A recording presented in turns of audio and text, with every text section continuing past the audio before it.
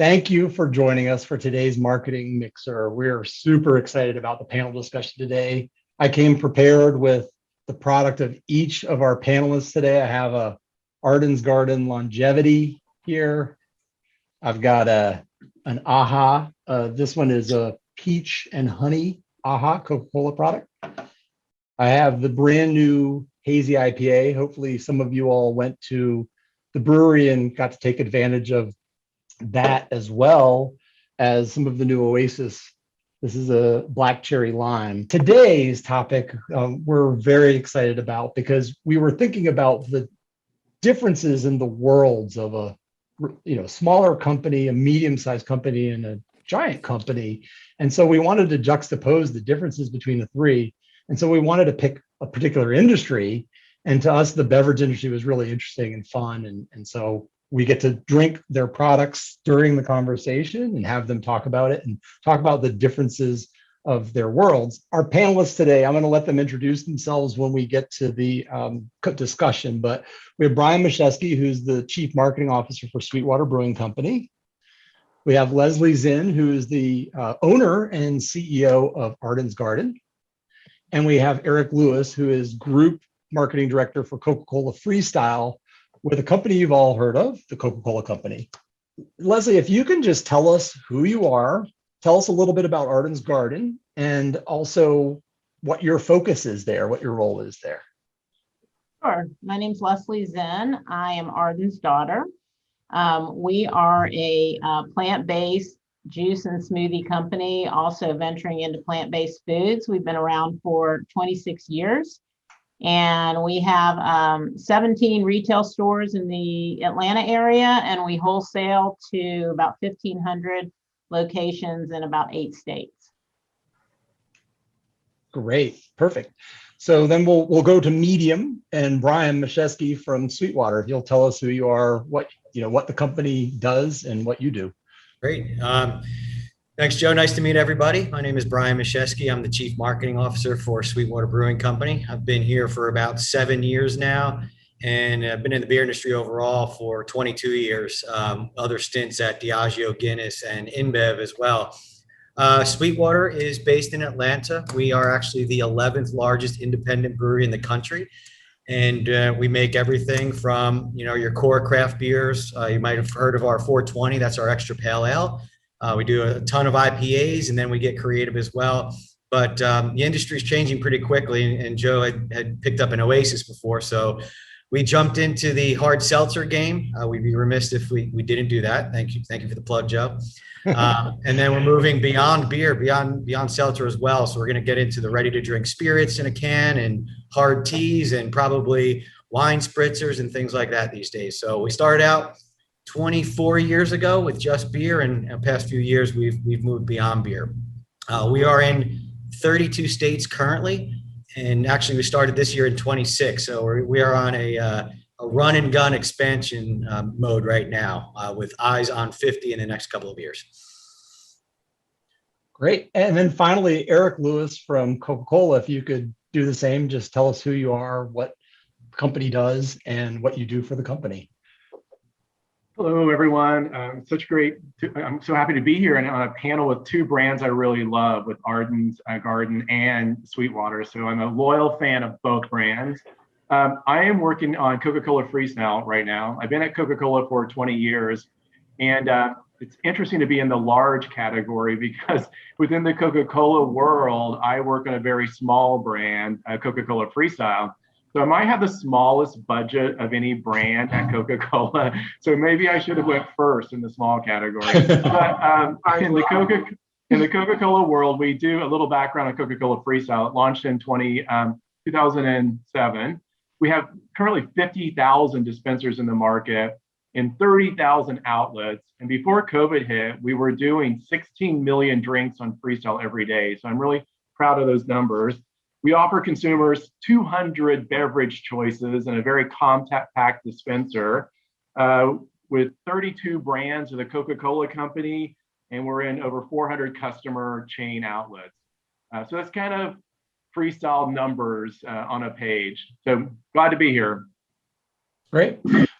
This is a rapid fire. Is there a particular product that you love that you make, or is there a new product coming out? Like I know, Brian, you mentioned you have a couple of new products coming out but in the pipeline, but also the two newest ones that are already out are Oasis and Hazy.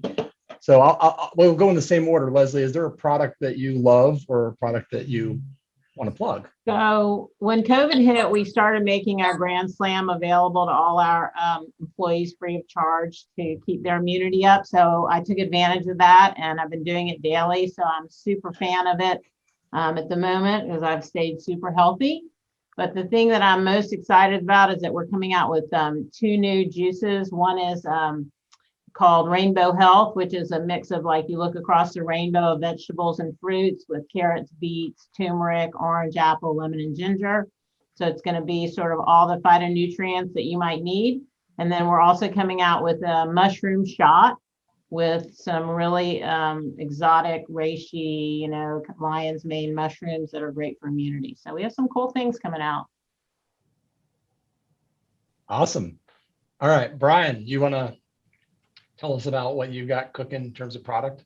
Sure. Yeah. So the brand that you've been holding up is our new Hazy IPA. Familiar with beer industry and the craft segment, IPAs are by far the biggest segment in craft. And within that, Hazy IPAs kind of came, I don't say out of nowhere. They actually started as New England IPAs.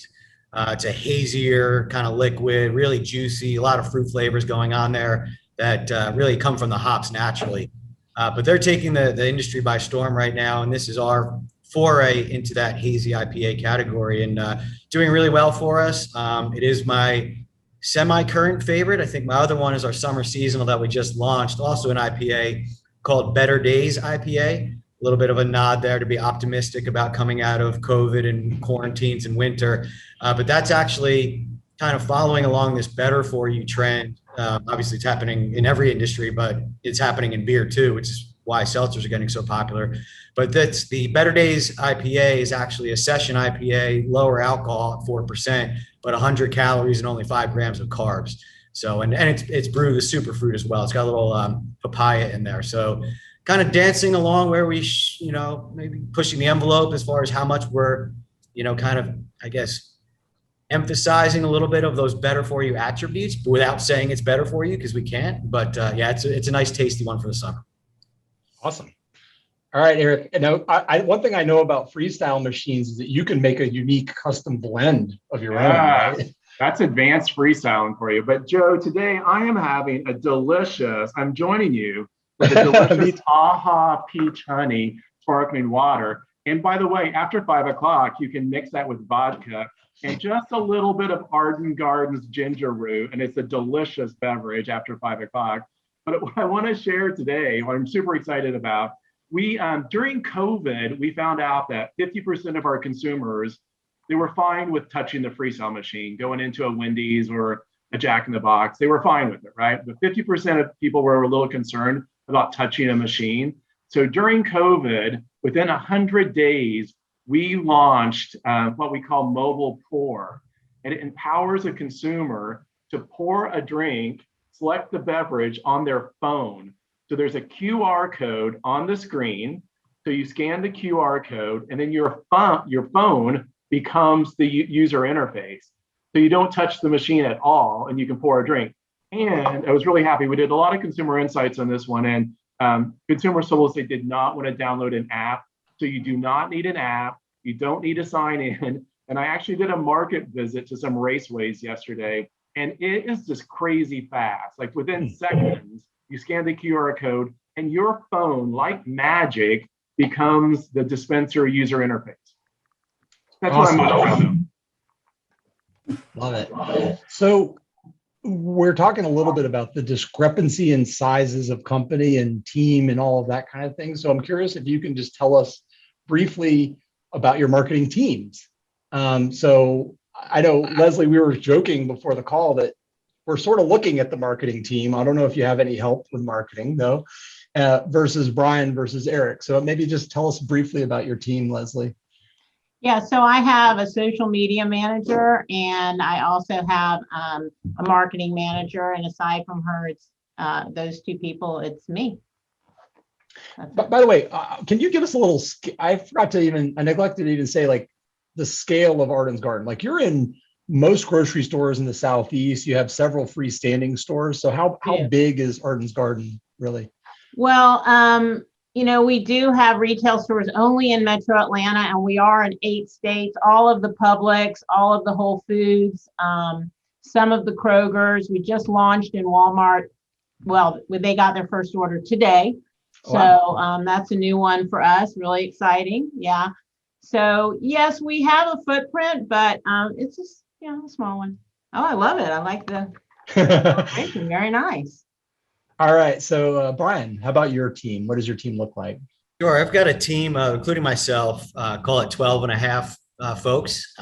They half being a freelancer on the design side. So we do a lot of creative work in-house because we churn out so much packaging and SKUs that need a little bit extra support for our current team. But it's myself. I've got a marketing manager, sort of, my right-hand person that is really across the board general marketing management support, but focused on below the line. So more of your grassroots, your sponsorships, your trade activation, point of sale, things of that nature.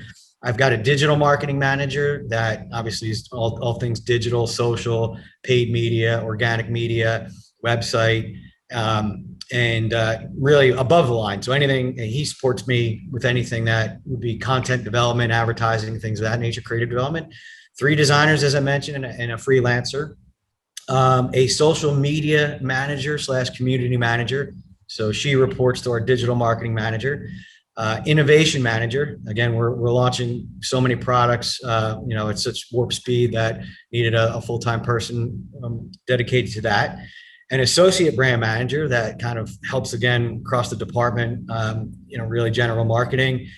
A new markets launch manager. So again, we're going from this year 26 to 50 states, and we're also international. So needed someone focused on new markets and working with our sales teams out there.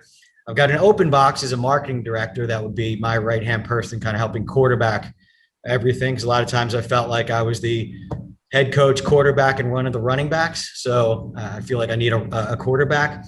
And then a new role that really is, I think, certainly innovative for SweetWater, but with COVID, changing the way that we all, experience brands, going from, in our standpoint, it's a lot of events, a lot of sponsorships, product in hand, to really not having that ability to do so. And SweetWater is such a lifestyle brand. We were missing out on connecting with our consumers. So everything went virtual. So I've hired a kind of a long title, content and infotainment manager. And this is really a person, a storyteller. So plucked him from the Weather Channel. And we just kind of have him go out and create great content, whether it be interviews with our brewers, virtual tours. So you can, if you can't take a tour at SweetWater, you can come, online and see what we're all about there. We sent him out into the market this past month and was filming chefs in our on-premise accounts, and we do a lot of work with Big Green Egg. So he was filming chefs' recipes with Big Green Egg and pairing with 420. We call him Stanley Brew Brick. We all have fun titles here at SweetWater, so that's a good way to wrap him up. So yeah, about like 12 and a half folks on the marketing team. Excellent. And before we move on to Eric, SweetWater got acquired fairly recently by the largest cannabis company in Canada called Afria, publicly traded company, right? For I think it's reported at $300 million. So that we'll talk a little bit about how maybe if that's changed your world at all or not. But so Eric, how about your team? What does your team generally look like? We have a scrappy team of 5 people, and we have one person who leads innovation, mainly like the user experience. We have like a marketing director who is building out the Freestyle brand, an associate brand manager who does all the work, including all the work that I should be doing probably. And then we have a data analyst, and then we have a marketing manager. Excellent. So I'm just curious what the marketing planning cycle looks for each of you. We don't have to keep going in the exact same order if somebody wants to jump in, but and has it changed due to COVID? I know we've talked to some companies that went from longer planning cycles to much shorter cycles because of COVID, but I don't know what your planning cycles look like generally at each of the three companies. You want me to start? Sure. Well, our planning cycle is very short. It's like immediate need planning. So when we were launching, like we went from 600 stores in Publix to 1,200 stores and launching the Grand Slam. We immediately jumped out, like last minute, had videos made to explain to people, how do you do the Grand Slam? You know, what order should you do it in? A shot of wheatgrass, ginger, lemon, and cranberry. And so it was very much immediate needs marketing. We have ongoing marketing that we are always doing, just in terms of education or familiarity with our products, you know, connecting with our customers. But as far as larger initiatives, it's really on an as needed basis. From SweetWater standpoint, you know, we basically started our planning for 2022 probably about a month ago. And what drives that is every fall in September, we kick off our ABPs, our annual business plans, when we roll out everything, you know, sales, marketing, across the brewing. We roll that out to our distributors. We have about 200 distributors, and that kicks off the marketing planning season. And then ultimately all of our sales members go out and plan with the individual distributors throughout the fall. So, you know, we plan our budgets and our programs, and, you know, start working towards, mainly driven by our portfolio and innovation starting now, but it's all based on an annual basis. There is kind of a sub factor here that drives how we plan, and that's really driven by chain grocery. So chain grocery, they plan their spring resets, which take place starting February 1st of each year. We've got to present to those chain stores starting in June and, you know, going through July and into September and October, depending on the chain. So that drives a lot of what we're doing, because we have to have everything that we're doing in 2022 basically wrapped up and ready to go from a product standpoint by mid-June at the latest. There is a secondary reset cycle, and that's in the fall. So we're actually, as we're getting ready for the spring reset meetings now, we're also actually just putting a bow on our fall reset meetings. We have so many new products coming out this year. The chains will go and do the resets, you know, starting in September. So I think driven mainly by just the explosion of the industry and the fight to come out with the next latest and greatest thing, we are now at the mercy of two reset windows, one in the spring, one in the fall. That's driven by chain. So Excellent. Eric. So we're similar to Brian, we're planning right now for 2022. And the seed I would plant and share with everyone, I feel like I have two groups of people I engage with, or stakeholders. So the brands are the Coca-Cola Company. So we have 32 of the brands on the freestyle machine.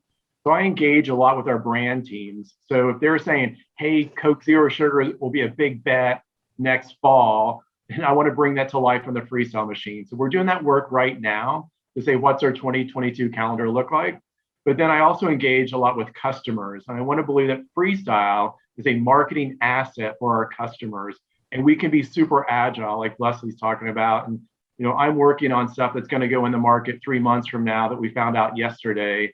You know, there might be a customer who's doing a big tie-in with a movie. Maybe Maverick, maybe Top Gun is coming out. I don't know. Maybe we'll do a custom mix. A custom Top Gun mix. And then we have to be really agile and respond quickly when our customers need something. Cool. I'm going to skip it because we only have a few more minutes before we jump to the first breakout. I'm going to skip to a question that I think is super fun. What about one of the other two panelists are you super jealous about from a marketing perspective? What do you wish you could do like Arden's Garden or SweetWater or Coca-Cola?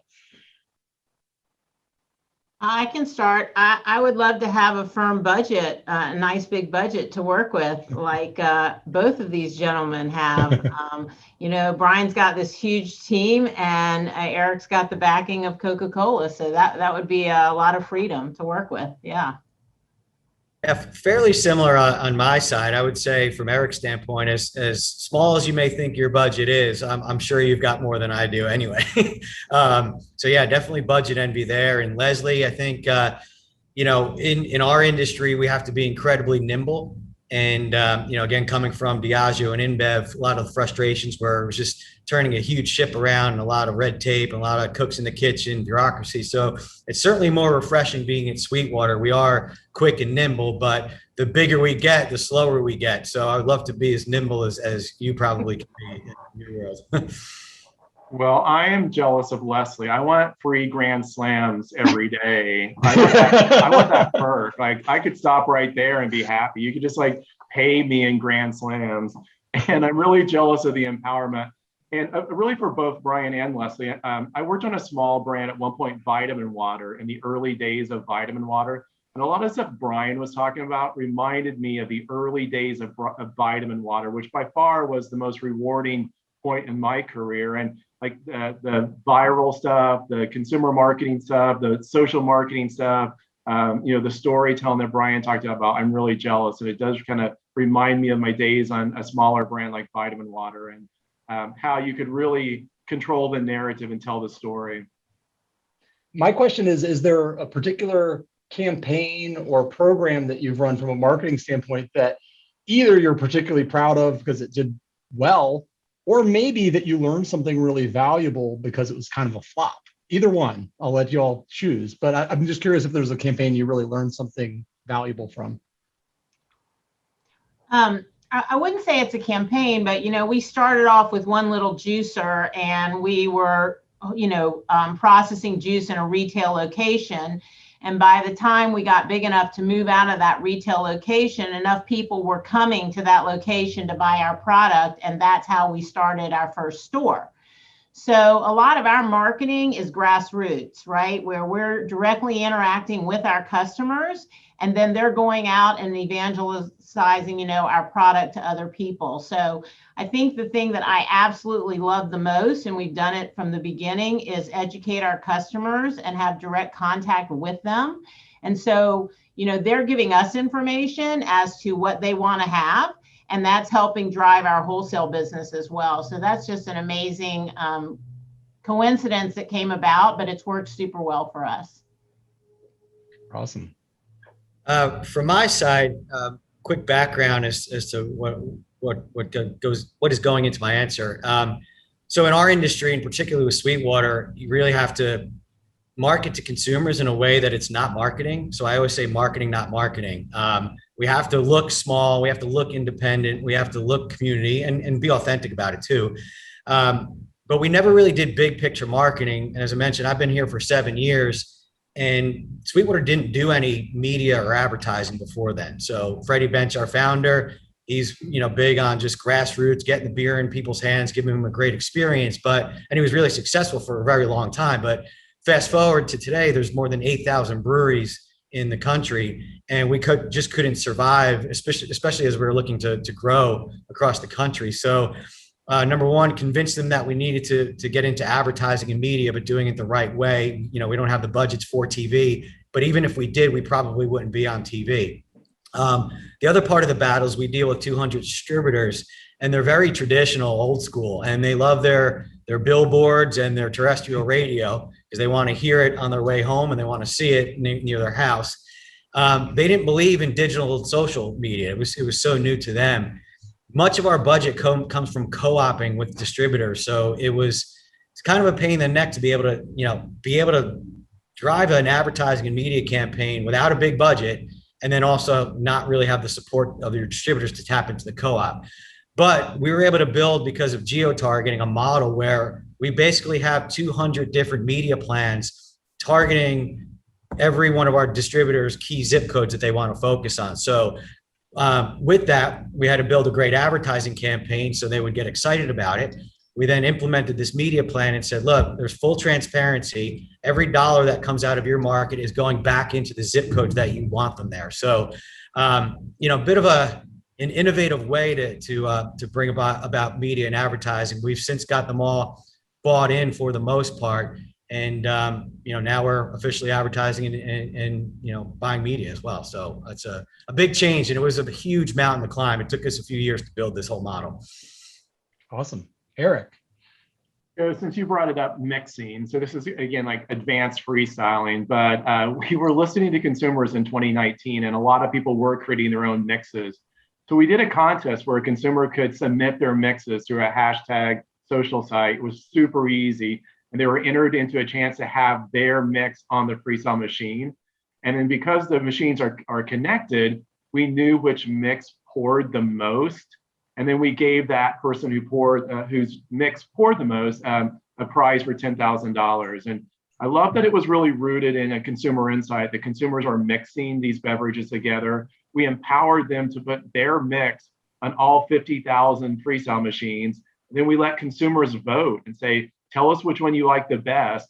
And then again, this was maybe one of the most rewarding things in the last 20 years was I called the winner and it's like, you've won $10,000. And she said like, oh my gosh. And she cried and I cried. And she's like, I want to start a food truck. And so now we've kept in touch for the last year. And it was one of the few things that was really super rewarding as a marketing person, that this kind of changed her life.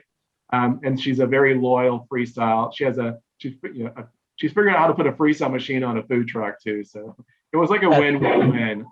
That was my next question was going to be, could she put a freestyle on a food truck, and could that start a trend across the nation of mobile freestyle machines?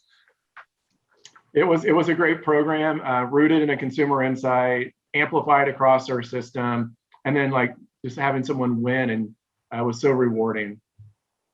All right, Joe, let's get back to some Q&A for our panelists. So I'm going to kick it off with just a question that was from my list originally. And then if anybody else wants to chime in with a question, you can raise your hand and then we'll ask you to unmute and say your question.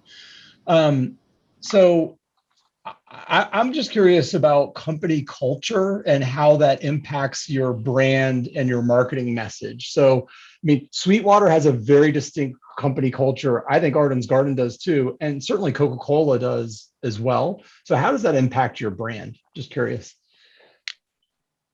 Maybe we'll start with you again, Leslie. We've been doing the same order every time. Okay. Yeah, so I think that, having a very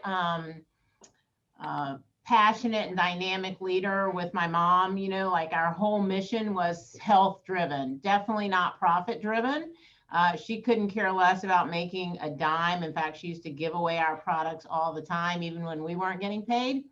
So, that has persisted throughout our, when things changed in the fresh juice industry in 1998 with, an event that happened with Ojwala, we would have everyone went to pasteurization to have a kill step in their product and also to extend shelf life. So business wise, it was a really great decision, but my mom just refused. I mean, because it was going to kill all the nutrients.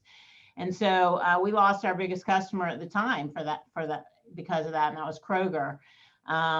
But it cemented our mission and devotion towards offering a healthy product. And that definitely persists today. And it affects every single thing we do. In that, if you read the side of our bottle, you're going to know every single ingredient because it's things that you can buy in the grocery store, because we're making things out of whole foods because that's what we believe in. So yeah, definitely persist, in how the experience you'll get in our stores, the experience you'll get having each one of our products, it permeates everything. Great. Brian, is every day at 420 is a special time every day at SweetWater, or not so much? Pretty much. It's pretty accurate. I've said it a million times. I have to pick my battles. There's, and I'm 46, and there's plenty of folks in their mid 20s here that, take advantage of the fact that there's a tap room downstairs. But yeah, it's pretty real thing, but from a beer standpoint, at least. Not the maybe not so much the 420 side, although, but I guess from a culture standpoint for us, just like I would say our overall industry and many of the brands that are doing it right within the craft beer industry, it's authenticity, and our culture is our brand. So Freddie Bench, our founder, when he started the brewery, he's not a marketing guy. He just built a brand and a company that was really his own DNA. So he's an avid outdoors enthusiast, loves giving back to the community, loves environmentalism, loves beer, loves 420, wink, wink, loves and everything that comes along with that, the free spirits, the music, the festivals. And that inherently became the SweetWater brand. And our tagline is don't float the mainstream. And that's being different, not being mainstream, obviously, and just having a good time and doing it authentically. So that became our brand. And I think it's a big, not so secret, secret behind our success is that, when you're drinking a SweetWater beer, or you're at 420 Fest, or you're, wearing our t-shirt or whatever it might be, experiencing SweetWater, you're getting an authentic brand here, and it connected so well with so many consumers. So big reason for our success. Excellent. All right. Oh, by the way, I see Kathleen Hester is in the house from Austria, has joined us from Austria. So thank you. All right. So Eric, culture at Coca-Cola, how does that have an impact on the brand, or does it? Yeah, it definitely does. I will tell you, Joe, and everyone, that it's a great time to be at Coca-Cola. Our new tagline is emerging stronger, and emerging stronger from COVID, and emerging stronger from a reorganization. And we're more of a networked organization than we've ever been, which is great. I mean, there's a real value for us all to be in the right room at the right time. And there's an element of collaboration that I've never seen before. And it does seem to come from the top down. So James Quincy, our CEO, has just set a culture of winning, a culture of collaboration, a culture of networking. So when we create a program, let's say a Coke Zero Sugar program, they'll bring all the players in the room together, and we all have a role to play. So I think it's making us stronger. We're a little more nimble than we were before. So when we're more empowered as employees, and you can feel it. Love it. All right. So do we have any questions, Amanda, from the audience? Do we want to do maybe one more question before we send to the next breakout? Or Yes, one question from Adam. I think Adam wants to just ask his question. Sure. So let's let him do it. And then we are ready for breakouts just after this. Cool. Great. Thanks, Amanda. Hey, Adam Revitz, co-founder at #Paid. My question I wrote was for Brian, but anyone on the panel can definitely answer. Brian just mentioned the word authentic and authenticity like 5 times throughout his speaking, and spoke about marketing without marketing, which Danny, my colleague on the call, speaks about all the time. I'm curious, how are you doing that as a group? To anyone, Eric or Leslie, how are you partnering with creators or influencers in an authentic way? And maybe Eric, were there creators involved in that contest you ran? Brian, you hired the storyteller. How do you think about influencers and creators? Yeah, it's a great question. We on our end, as far as working with partners, whether that be agencies or influencers, we always look at them as being an authentic extension of the brand. So, we don't really get into the paid influencer aspect of it. We're dabbling in it, but we want to find the right way to do it. One example of how we did create an influencer program, we do a lot in the outdoors community, particularly guides, fishing guides, kayaking guides, rafting guides. And, a couple of years ago, we created a beer called Guide Beer, and we brought these 200 guides in as really a focus group and a network of ambassadors to help us, what do they want to see when they're taking clients out on a boat and having a great outdoor adventure. 11% of the profits off of that beer went to a guide fund that created that gives back to guides that are kind of having a little bit of trouble, whether it be, the business was affected by a hurricane or COVID, and so forth and so on. So, that we do influencers, the big marketing activity now. We are doing it in our own way, but then we get in with our agency partners to take the content that they're providing and amplify that, whether it be creating their content or, helping us get it out onto the airwaves. So it's kind of a blend of doing it organically and authentically, and then coming in with the more scientific approach and the budgets and the partners. So, but I think from an influencer or an ambassador or an agency standpoint, we want to make sure that, and this is, I guess, a tip for anybody in the group from an agency, we want to make sure that whoever is working with us and representing us, any consumer or anybody for that matter, can see them potentially having a beer with us in the tap room or brewing a beer or being at the festival with us. So, we try to have anybody we work with be an extension of our brand and our culture and our company. We really thank you, Eric, Leslie, and Brian. for sharing your journey in marketing with us and kind of helping demystify some of those differences that you guys deal with every day.